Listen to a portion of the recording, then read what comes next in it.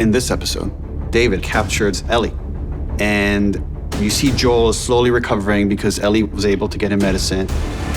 And you're waiting for him to do the traditional hero thing, which he's gonna burst through the door, he's gonna kill David, he's gonna save Ellie, and then they can continue on the journey. Ow! And we wanted none of that.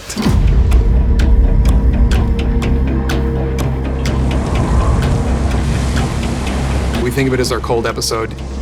That one was really cold. And it needed to be, because the episode in many ways is about deprivation. Shooting in February in Calgary was freezing. Obviously also holding a freaking rifle up, like a 5-minute scene was tricky. And there was 3 or 4 house-size wind machines that were just pummeling me with snow. Yeah, so that was hard.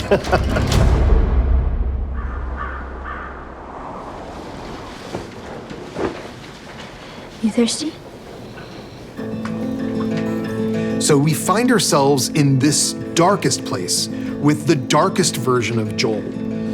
And Ellie is forced to survive on her own.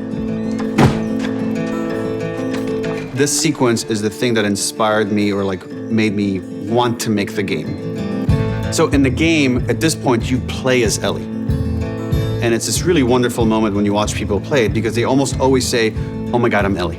You're quite a hunter. We didn't even hear you coming. Turn around and walk away. She is prickly and doesn't trust anybody. Naturally, she obviously isn't going to trust a random guy and his buddy in the middle of a snowy forest. What do you need? We have boots. Medicine? Like for infections. We do. David presents as the good dad. And we begin to wonder if maybe she has met the one good person out there. We, of course, see fairly early on that there's also a very dark part of David. We bring her back with us. I'm gonna lead them away from you.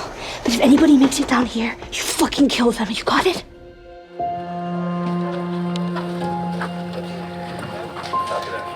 When he captures Ellie, 3, 2, 1, action!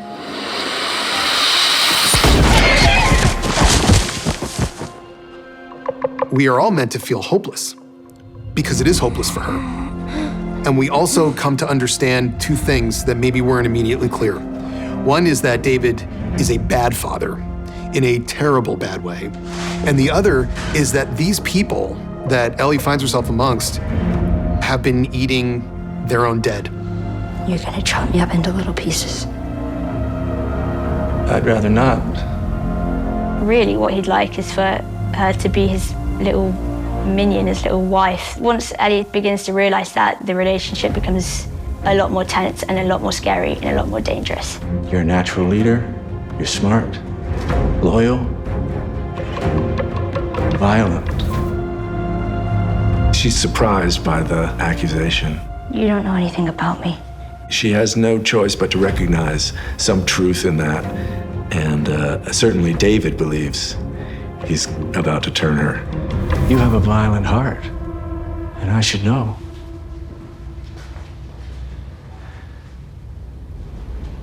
I've always had a violent heart.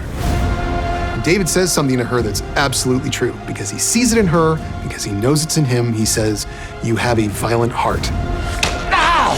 Ow! Ow! And that is something that Neil and I talked about quite a bit. It's not in the game, that line. As much as we love her, we also have to be a little scared of her.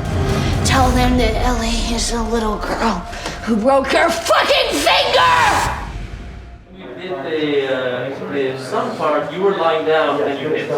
Yes. I don't remember if you... I went up a little like this, but I did that. My connection to this story and really this world is a little bit more unique than others. The sawmill scene exists in the game to endear David to Ellie and to see this come to life in a completely different way. It's been a mind trip, man. It really has been. Top mark. And action. Please don't! At your chance! Don't! I'm infected!